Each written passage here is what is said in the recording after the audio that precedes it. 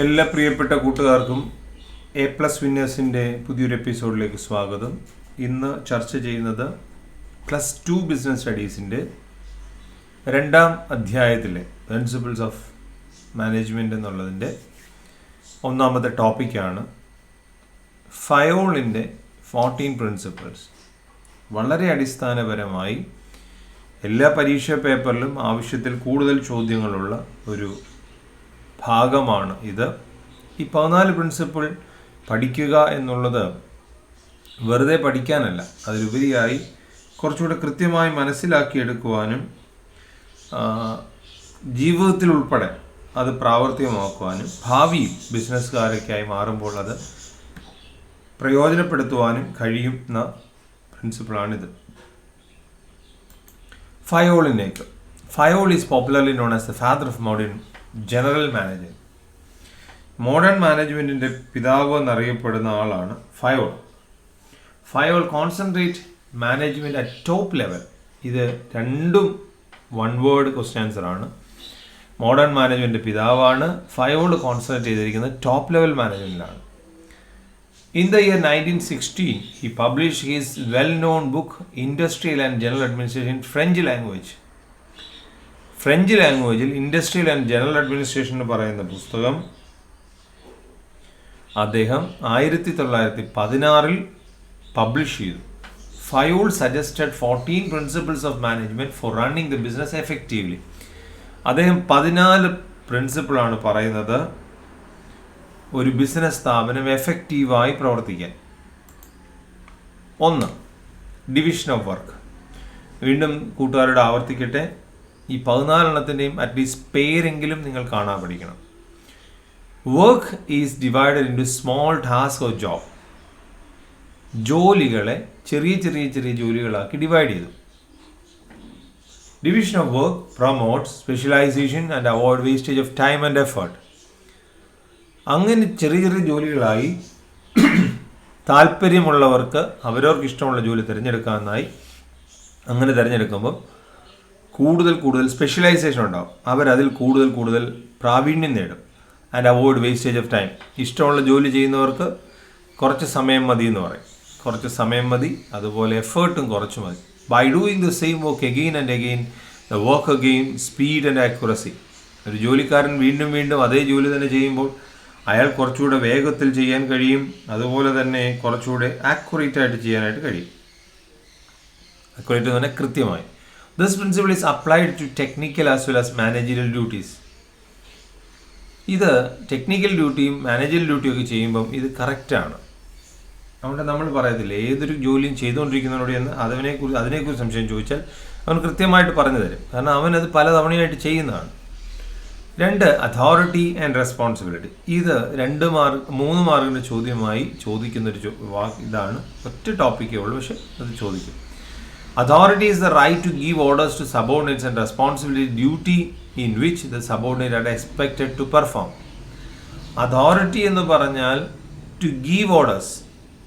Top ലെവലിലിരിക്കുന്ന ആളിന് താഴെയിട്ടിരിക്കുന്ന സബോർഡിനേറ്റ്സിന് ഓർഡർ കൊടുക്കാനുള്ള അധികാരത്തിന് പറയുന്ന പേരാണ് authority. It's the right to give orders to the subordinates. And responsibility is duty in which the subordinates are expected to perform. Subordinates ചെയ്യേണ്ട പ്രവൃത്തിയാണ് ഈ കാര്യങ്ങളെല്ലാം ഉത്തരവാദിത്തോടെ ചെയ്തു എന്ന് അറിയിക്കുന്നത്. This principle states that authority and responsibility are coexisting. അങ്ങോട്ട് authority ചെയ്യുന്നു, ഇങ്ങോട്ട് റെസ്പോൺസിബിലിറ്റി കിട്ടുന്നു. If the authority is granted to a person he should also be made responsible. ഒരു കാര്യം ചെയ്യാൻ ഒരാളെ ഏൽപ്പിച്ചാൽ അയാൾ അതോറിറ്റേറ്റീവായി മാറുന്നു. അതുപോലെ തന്നെ അദ്ദേഹത്തിന് എന്തുണ്ടാകണം? സ്വാഭാവികമായും ചെയ്യാനുള്ള റെസ്പോൺസിബിലിറ്റി ഉണ്ട്. അതോറിറ്റി ആർക്ക് വരുന്നു ആ ആളിന് റെസ്പോൺസിബിലിറ്റി ഉണ്ടായിരിക്കണം.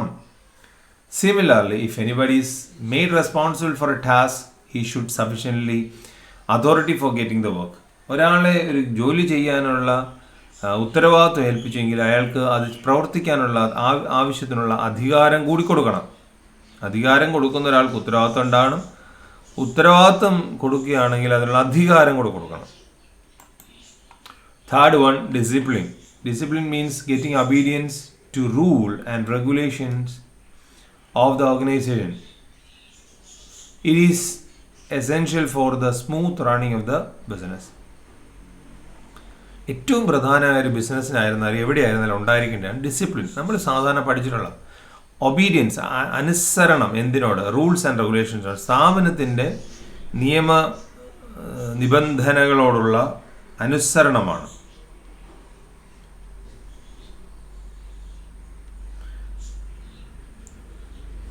ഡിസിപ്ലിൻ എന്ന് പറയുന്നത്. ഇനി അടുത്തത് യൂണിറ്റി ഓഫ് കമാൻഡ്, അതിന് തൊട്ട് താഴെയുള്ള യൂണിറ്റി ഓഫ് ഡയറക്ഷൻ. ഞാൻ നേരത്തെ അതോറിറ്റി ആൻഡ് റെസ്പോൺസിബിലിറ്റി പറഞ്ഞതുപോലെ തന്നെ 3 മാർക്കിൻ്റെ ക്വസ്റ്റ്യൻ ആണ് unity of command and unity of direction. This principle states that the employee should receive orders from one superior only. He should be accountable to only one superior. ഒരു employee ഒരാളിൽ നിന്ന് മാത്രമേ instruction ലഭിക്കാവൂ.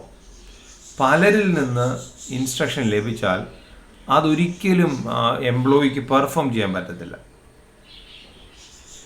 ഒരു എംപ്ലോയിയും ഒരു എംപ്ലോയറും അല്ലെങ്കിൽ സുപ്പീരിയറും, ആ superior ആയിരിക്കണം ഈ സബോർഡിനേറ്റിന് മറുപടി ആജ്ഞകൾ കൊടുക്കാൻ. ഒന്ന് ആലോചിച്ച് നോക്കൂ, ഒരു സുപ്പീരിയറിന് 3 എംപ്ലോയി ഉണ്ട്, ഒരു സബോർഡിനേറ്റ് 3 സുപ്പീരിയർ ഉണ്ടെന്ന് കൂട്ടിക്കോളൂ. ഒരു സുപ്പീരിയർ പറയുകയാണ് അങ്ങോട്ട് ജോലി, ഒരു സുപ്പീരിയർ പറയുകയാണ് ഇങ്ങോട്ട് ജോലി, ഒരു സുപ്പീരിയർ വേറൊരു സ്ഥലത്തോട്ട് ജോലി എന്ന് പറഞ്ഞാൽ ഈ സബോർഡിനേറ്റ് എങ്ങനെ പ്രവർത്തിക്കും? അതുകൊണ്ടാണ് യൂണിറ്റി ഓഫ് കമാൻഡ് എന്ന് പറയുന്നത്. കമാൻഡ് എന്ന് പറഞ്ഞാൽ ആജ്ഞ കൊടുക്കുക. യൂണിറ്റി ഓഫ് കമാൻഡ് എന്ന് പറഞ്ഞാൽ കൃത്യമായി ഏകീകരിക്കപ്പെട്ട നിർദ്ദേശം നൽകുക. അടുത്തത് unity of direction. This principle states that for a group of activities having the same objective there should be one head and one plan. ഒരു കൂട്ടം ആളുകൾക്ക് ഒരു ജോലി ഉണ്ടായെങ്കിൽ അത് ഒരാളും ഒരു തലവനും ഒരു പ്ലാനുമേ കാണാവൂ. പല പ്ലാനും പല തലവന്മാരും കാണാൻ പാടില്ല. അവർക്ക് ലക്ഷ്യം ഒന്നായിരിക്കണം, ഒരിടത്തേക്ക് നോക്കിയായിരിക്കണം അവർ പ്രവർത്തിക്കേണ്ടത്. ഒരാളിൽ നിന്ന് നിർദ്ദേശമാണ് കമാൻഡ് എങ്കിൽ ഒരു ലക്ഷ്യമാണ് unity of direction. It helps in the effective management of the organization. അങ്ങനെയാവുമ്പോൾ മാത്രമേ നേരത്തെ നമ്മൾ പഠിച്ച അതോറിറ്റി ആൻഡ് റെസ്പോൺസിബിലിറ്റി എന്നും ഒക്കെ പറയുന്നത് പ്രോപ്പറായിട്ട് മെയിൻറ്റെയിൻ ചെയ്യാനായിട്ട് സാധ്യമാകുകയുള്ളൂ. If the principle is not followed, there will be unnecessary duplication of effort and wastage of resources. ഒരു കൂട്ടം ആളുകളാണ്, അതിൽ 2 പേരെ വിളിച്ചുകൊണ്ട് പോയി ഒരു ജോലി ഏൽപ്പിച്ചു. ഇതറിയാത്തൊരു സുപ്പീരിയർ, ഇതറിയാത്ത കുറേ സബോർഡിനേറ്റ്സിനെ വിളിച്ചുകൊണ്ട് പോയി വീണ്ടും അതേ ജോലി തന്നെ വേറെ സ്ഥലത്ത് വെച്ചത്. ഇത് ചുമ്മാ ആവശ്യമില്ലാതെ ഡ്യൂപ്ലിക്കേഷനായിട്ട് മാറത്തേ ഉള്ളൂ. സമയം വേസ്റ്റാണ്, സാധനങ്ങൾ വേസ്റ്റാണ്. Subordination of individual interest to general interest. അടുത്തത് 6ാമത് subordination of individual interest to general interest. വ്യക്തികളുടെ താല്പര്യങ്ങളെ സമൂഹത്തിൻ്റെ താല്പര്യങ്ങളാക്കി മാറ്റണം. അല്ലെങ്കിൽ സമൂഹത്തിൻ്റെ താല്പര്യം പൂർണ്ണമായി അംഗീകരിക്കുന്ന വ്യക്തികളെ ഉണ്ടാക്കരുത്. An organisation is superior to individual. ഒരു ഇൻഡിവിജ്വൽ, ഒരു വ്യക്തിയെക്കാളിലും വലുത് ഒരു സ്ഥാപനമാണ്. ഒരു വ്യക്തിയെക്കാളിലും വലുത് ഒരു സ്ഥാപനം തന്നെയാണ്. This principle states that harmony of personal interest and common interest. അതുകൊണ്ട് തന്നെ വ്യക്തിയുടെ താല്പര്യങ്ങൾ ആ സമൂഹത്തിൻ്റെ താല്പര്യങ്ങളോട് ഇഴുകിച്ചേർന്ന് പോകണം. When the individual interest and common interest differ, it is the duty of the manager to reconcile them. വ്യക്തികളുടെ താല്പര്യങ്ങൾ എപ്പോഴെങ്കിലും ആ സ്ഥാപനത്തിൻ്റെ താല്പര്യങ്ങൾക്ക് വിപരീതമായി മാറുകയാണ് എങ്കിൽ ആ സ്ഥാപനത്തിൻ്റെ ഉടമസ്ഥർ അല്ലെങ്കിൽ മാനേജറുടെ ജോലിയാണ് യഥാർത്ഥമായി വേറിട്ട് പ്രവർത്തിക്കുക, അവരെ ഒന്നാക്കി മാറ്റുക എന്നുള്ളത്. അടുത്തത് സെൻട്രലൈസേഷൻ ആൻഡ് ഡീസെൻട്രലൈസേഷൻ. ഇത് വളരെ പ്രാധാന്യം അറിയിക്കുന്ന, നേരത്തെ പറഞ്ഞതുപോലെ authority and responsibility, unity of command and unity of direction എന്ന് പറഞ്ഞതുപോലെയുള്ള 2 ടേമാണ് സെൻട്രലൈസേഷൻ ആൻഡ് ഡീസെൻട്രലൈസേഷൻ. നോക്കൂ, the concentration of decision making authority at the top level is called centralisation, where as it dispersed to the lower level it is known as decentralization. അധികാരങ്ങൾ കേന്ദ്രത്തിൽ മാത്രം വയ്ക്കുകയാണ്, ജോലി ചെയ്യാൻ വേണ്ടി മാത്രമാണ് ലോവർ ലെവൽ മാനേജേഴ്സിനെ കാണുന്നത്. എല്ലാ കാര്യങ്ങളും ടോപ്പ് ലെവലിൽ നിന്ന് മാത്രം തീരുമാനിക്കുകയാണെങ്കിൽ അതിന് പറയുന്ന പേരാണ് സെൻട്രലൈസേഷൻ. നേരെ മറിച്ച് അധികാരവും മറ്റു കാര്യങ്ങളൊക്കെ തീരുമാനമെടുക്കാനുള്ള അവകാശം താഴെ തട്ടിലേക്ക് കൊടുക്കുകയാണ് എങ്കിൽ അതിന് പറയുന്ന പേരാണ് ഡീസെൻട്രലൈസേഷൻ. ഫയോൾ പറയുന്നത് ഒരു സെൻട്രലൈസേഷൻ വേണം, എന്നാൽ അതേ സമയത്ത് തന്നെ ഡീസെൻട്രലൈസേഷൻ വേണം. സെൻട്രലൈസേഷൻ വേണം, അതേ സമയത്ത് തന്നെ ഡീസെൻട്രലൈസേഷൻ വേണം. യെസ്, അങ്ങനെ വരുമ്പോൾ മാത്രമേ ഒരു സ്ഥാപനം കൃത്യമായി പ്രവർത്തിക്കാനായിട്ട് സാധ്യമാവുകയുള്ളൂ. 9, സ്കാലാർ ചെയിൻ. ഇത് മറ്റൊരു പ്രധാനപ്പെട്ട ടോപ്പിക്കാണ്. Authority, responsibility, unity of command and unity of direction. നമ്മൾ മുമ്പേ പഠിച്ചതുപോലെ സെൻട്രലൈസേഷൻ, ഡീസെൻട്രലൈസേഷൻ. 4ാമത്തെ ഒരു സിംഗിൾ ടേം ആണ് scalar chain. Scalar chain refers to the chain of authority ranking from superior to subordinate. അല്ലെങ്കിൽ it's a chain ranking from the ultimate authority to the lowest level in the concern. മുകളിലെ തട്ട് മുതൽ താഴെ അറ്റം വരെ നീണ്ടു നിൽക്കുന്നതാണ്. Throughout the concern and is necessary to ensure unity of command and effective communication. യഥാർത്ഥമായി യൂണിറ്റി ഓഫ് കമാൻഡും യൂണിറ്റി ഓഫ് ഡയറക്ഷനും ഒക്കെ നടക്കണമെങ്കിൽ ഈ പറയുന്ന സ്കാലാർ ചെയിൻ ഉണ്ടാകണം. This chain should not be violated in the normal course of the formal communication. Formal കമ്മ്യൂണിക്കേഷന് ഇതൊരിക്കലും വയലേറ്റ് ചെയ്യാനായിട്ട് പാടില്ല. ഒരു സ്ഥാപനത്തിന് ഇപ്പം നമ്മൾ നേരത്തെ പഠിച്ച പോലെ തന്നെ പറഞ്ഞാൽ top level manager, middle level manager, lower level manager, workers എന്ന് പറയുന്നത് മേളി മുതൽ താഴെ വരെയുള്ള ഒരു ഹൈറാർക്കിയാണ്. മുകളിൽ തൊട്ട് താഴോട്ട് എ എന്ന് പറയുന്ന ആൾ, അതിന് താഴെ ബി എന്ന് പറയുന്ന ആൾ, അതിന് താഴെ സി എന്ന് പറയുന്ന ആൾ, അതിന് താഴെ ഡി എന്ന് പറയുന്ന ആൾ, അതിന് താഴെ ഇ എന്ന് പറയുന്ന ആൾ, ഇങ്ങനെ മേളിയും താഴോട്ടാണ്. അപ്പോൾ എ എന്ന് പറയുന്ന ആൾ എന്ത് കാര്യം ഉണ്ടെങ്കിലും ബി എന്ന് പറയുന്ന ആളിനോട് കമ്മ്യൂണിക്കേറ്റ് ചെയ്യണം. ബി എന്ന് പറയുന്ന ആൾ എന്ത് കാര്യമുണ്ടെങ്കിലും സി എന്ന് പറയുന്ന ആളോടും എ എന്ന് പറയുന്ന ആളോടും കമ്മ്യൂണിക്കേറ്റ് ചെയ്തിരിക്കണം. അല്ലാതെ സിക്ക് നേരിട്ട് എയോട് സംസാരിക്കാനുള്ള അനുവാദം ഇല്ല. ഇതാണ് സ്കാലാർ ചെയിൻ എന്ന് പറയുന്നത്. ഇതൊരു ഡിപ്പാർട്ട്മെൻറ്റിൽ. നേരെ തിരിച്ച് അപ്പുറത്തെ സൈഡിൽ ഇതുപോലെ തന്നെ വേറൊരു ഇതും കാണും. എയുമായി കണക്ഷൻ ചെയ്തിട്ടിരിക്കുന്ന വേറൊരു ലൈനൂടെ കാണും. ഇപ്പം ഒരു വ്യക്തി ഒരു വീട്ടിലെ അംഗവുമാണ്, ഒരു ഒഫീഷ്യൽ ഡ്യൂട്ടി ഉള്ളൊരു അംഗവുമാണ്. അപ്പോൾ വീട്ടിലെ അംഗങ്ങൾ താഴോട്ടുമുണ്ട്, ഒഫീഷ്യലിലെ അംഗങ്ങൾ താഴോട്ടുണ്ട്. ഇനി നമുക്ക് ബിസിനസ്സിലേക്ക് എടുക്കാം. ഒരു വ്യക്തി ഒരു മാനേജറാണ്, അദ്ദേഹത്തിൻ്റെ തീരെ പ്രൊഡക്ഷൻ ഡിപ്പാർട്ട്മെൻറ്റ്, സെയിൽസ് ഡിപ്പാർട്ട്മെൻറ്റ് ഉണ്ട്.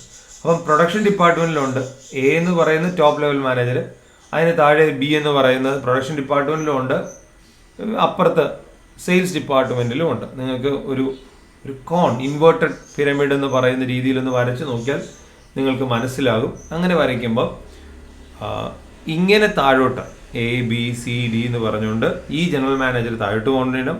അതേപോലെ തന്നെ സെയിൽസ് ഡിപ്പാർട്ട്മെൻറ്റിൽ മെയിൻറ്റെയിൻ ചെയ്യണം. നിങ്ങൾക്ക് ഇത് ഒന്ന് നെറ്റിൽ സെർച്ച് ചെയ്താൽ നിങ്ങൾക്ക് നല്ലൊരു പടം സ്കാലാർ ചെയിനുമായി ഡിസൈൻ ചെയ്ത് കിട്ടുന്നതായിരിക്കും. അപ്പോൾ നിങ്ങൾക്ക് കൂടുതൽ മനസ്സിലാവും. However, Fayol is not in favor of very rigid scalar chain. അദ്ദേഹം എപ്പോഴും ഈ ഒരു വളരെ കൃത്യമായ ഒരു സ്കാലാർ ചെയിൻ ഫോളോ ചെയ്യണമെന്ന് അദ്ദേഹം നിർബന്ധം പിടിക്കാറില്ല. He had suggested short circuiting the chain of command where emergency decisions are to be taken. This process of short circuiting is called gangplank. Scalar chain അല്ലെങ്കിൽ ഗാങ് പ്ലാങ്ക് ഇല്ലാത്തൊരു ചോദ്യമില്ല. ഏതെങ്കിലും ഒരു സാഹചര്യത്തിൽ അടിയന്തരമായ ചില തീരുമാനങ്ങൾ കൈക്കൊള്ളേണ്ടി വരികയാണ് എങ്കിൽ ഇദ്ദേഹം പരസ്പരം സംസാരിക്കാം. അടുത്ത ഡിപ്പാർട്ട്മെൻറ്റിലെ ആ കൺസേൺഡ് ആളുമായി സംസാരിക്കാം. ഇതാണ് താഴെ പറയുന്നത്. Suppose D wants to communicate. D എന്ന് പറയുന്നത് ഒരു ഡിപ്പാർട്ട്മെൻറ്റിൽ, ഇപ്പോൾ പർച്ചേസ് ഡിപ്പാർട്ട്മെൻറ്റിലെ ആണെങ്കിൽ നേരെ അപ്പുറത്തെ സൈഡിൽ PQRST അല്ലെങ്കിൽ LMNOP എന്ന് കൂട്ടിക്കോ. അപ്പുറത്തെ സൈഡിൽ എയുടെ താഴെ LMNOP, ഇവിടെ ABCDEF. അപ്പോൾ ഡി എന്ന് പറയുന്ന പർച്ചേസ് ഡിപ്പാർട്ട്മെൻറ്റിലെ ആളിന് ഒരു കാരണവശാലും സെയിൽസ് ഡിപ്പാർട്ട്മെൻറ്റിലെ LMNOP എന്ന് പറയുന്നവരോട് സംസാരിക്കേണ്ട ആവശ്യമില്ല. പക്ഷേ ഇദ്ദേഹം പറയുന്നത് D wants to communicate under scalar chain. D should first of all communicate with S through C, B, A and S. Has to communicate with O. യഥാർത്ഥത്തിൽ ഇങ്ങനെ മേളിൽ പോയി ജനറൽ മാനേജർ എടുത്തുനിന്ന് വീണ്ടും താഴോട്ട് സംസാരിച്ച് വരണം. അതിന് പകരം ഇദ്ദേഹത്തിന് വേണ്ടി വന്നാൽ in gang plank D allow to communicate with O directly. This is used in urgent situation only. Gang പ്ലാങ്ങിൽ നേരിട്ട് സംസാരിക്കാനുള്ള അവകാശം ഉണ്ട്. ഇനി നമുക്ക് order. Order is arrangement of things and persons in the proper place. According to Fire, there should be a place for everything and everyone. That is, the right man and the right thing must be in the right place. യഥാർത്ഥ മനുഷ്യനും യഥാർത്ഥ വസ്തുക്കളും കൃത്യസ്ഥലത്ത് വയ്ക്കണം. അതാണ് Fayol പറയുന്നത് order എന്ന് പറയുന്നത്. Order is arrangement of thing and person in the proper place. Proper പ്ലേസിൽ സാധനങ്ങളെയും മനുഷ്യരെയും, അതായത് എംപ്ലോയീസിനെയും മറ്റ് സാധനങ്ങളെയും മെറ്റീരിയൽസിനെയും അറേഞ്ച് ചെയ്യാം. According to Fayol has two component. Order എന്ന് പറഞ്ഞാൽ അദ്ദേഹം പറയുന്നത് രണ്ട് രീതിയിലുണ്ട്. ഒന്ന് മെറ്റീരിയൽ ഓർഡർ, രണ്ട് social order. Arrangements of things is known as material order, arrangements of people is known as social order. മനുഷ്യനെ അറേഞ്ച് ചെയ്യുന്നതിന് സോഷ്യൽ ഓർഡർ എന്നും സാധനങ്ങളെ അറേഞ്ച് ചെയ്യുന്നതിന് മെറ്റീരിയൽ ഓർഡർ എന്നും പറയുന്നത്. അല്ലെങ്കിൽ 11 equity. The principle suggests that a fair and just treatment is assured to people in similar position. ഒരേ പൊസിഷനിലിരിക്കുന്ന ആളുകൾക്ക് തുല്യമായ, യഥാർത്ഥവും തുല്യവുമായ ഒരു പരിഗണന കൊടുക്കണം എന്നർത്ഥം. Example, worker doing the same job should have equal പേ. ഒരേപോലെ ജോലി ചെയ്യുന്ന ആളുകൾക്ക് ഒരേ ശമ്പളം കൊടുക്കണം. It implies that superiors should be impartial while dealing with their subordinates. സബോർഡിനേറ്റ്സിനോട് ഒരിക്കലും പാർഷ്യലാകാൻ പാടില്ല. എല്ലാവരോടും തുല്യം. It implies that the subordinate superior should be impartial while dealing with the subordinate. Favorism and nepotism should be avoided. അത് ഒഴിവാക്കുക തന്നെ വേണം. അതാണ് ഈ 11ാമതായിട്ട് ഇക്വിറ്റിയിൽ നമ്മൾ പഠിക്കുന്നത്. ഇനി നമ്മൾ 12, 13, 14 മൂന്നെണ്ണം കൂടി മാത്രം. Stability of tenure of person. According to Fayol, a worker should not be moved from one job to another frequently. Frequent change of person increase cost of selection and training and also the problem with adapt. ഒരാളെ പെട്ടെന്ന് അങ്ങോട്ടും ഇങ്ങോട്ടും മാറ്റാനായിട്ട് പാടില്ല. അയാൾക്ക് സ്ഥിരമായ ഒരു ജോലി സ്ഥലം കൊടുക്കണം. അതാണ് stability of tenure of person എന്ന് പറയുന്നത്. അങ്ങനെ മാറ്റുമ്പം ഇയാളെ തിരഞ്ഞെടുക്കുന്നതിനും അയാൾക്ക് വേണ്ട ട്രെയിനിങ് കൊടുക്കുന്നതിനും ഒക്കെ ആവശ്യത്തിൽ കൂടുതൽ പണം ചിലവാകും. അടുത്തത് initiative. According to this principle, subordinate should be given an opportunity to take initiative in making and executing the plans. ചില പ്ലാനുകൾ ഉണ്ടാക്കിയെടുക്കുന്നതിലും ചില കാര്യങ്ങൾ കൈകാര്യം ചെയ്യുന്നതിനും സബോർഡിനേറ്റ്സിനൂടെ ചില ഇനിഷ്യേറ്റീവ് കൊടുക്കും. It will increase the zeal and energy of the employees and help them to be creative. കുറേ ക്രിയേറ്റീവായിട്ട് അവർ പ്രവർത്തിക്കുവാനായിട്ട് ഇടയായിത്തീരും. അവർക്കൂടെ അവകാശമുണ്ടെന്ന് അവർക്ക് തോന്നിയാൽ അവർ കുറച്ചുകൂടെ ക്രിയേറ്റീവായിട്ട് പ്രവർത്തിക്കും. 14 esprit de corps. Union is strength എന്നതിൻ്റെ ലാറ്റിൻ്റെ ഇംഗ്ലീഷാണ്. Union is strength. This principle implies that there should be coordination and teamwork among the members of the organization. Management must take steps to develop a sense of belonging among the members of the workers group and for the group effort. ഒറ്റക്കെട്ടായിട്ട് പ്രവർത്തിച്ചാൽ കുറേയേറെ നമുക്ക് പ്രവർത്തിക്കാനായിട്ട് സാധിക്കും, കൂടുതൽ attain ചെയ്യാൻ കഴിയുമെന്നുള്ള ബോധ്യം ആളുകൾ ഉണ്ടാക്കിയെടുക്കുകയും അവർക്ക് ഒരു കോർഡിനേഷൻ കൊടുത്ത് അവരുടെ പ്രവർത്തനങ്ങളെ വർദ്ധിപ്പിക്കുകയും ചെയ്യണം. ഇത്രയും ആണ് ഈ ഫയോളിൻ്റെ 14 പ്രിൻസിപ്പിൾ. സമയം കുറച്ച് കൂടുതലെടുത്തു എന്ന് എനിക്കറിയാം. എങ്കിലും കൂട്ടുകാർ കൃത്യമായി ഈ ഹെഡിങ് എങ്കിലും പഠിക്കുക. പിന്നീട് ഞാൻ പറഞ്ഞതുപോലെ 4 പ്രധാനപ്പെട്ട ടോപ്പിക് ഇതിനകത്തുനിന്ന് ഞാൻ പറഞ്ഞു.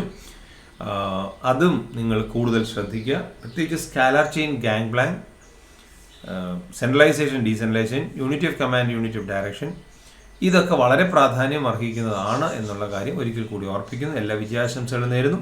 നന്ദി, നമസ്കാരം.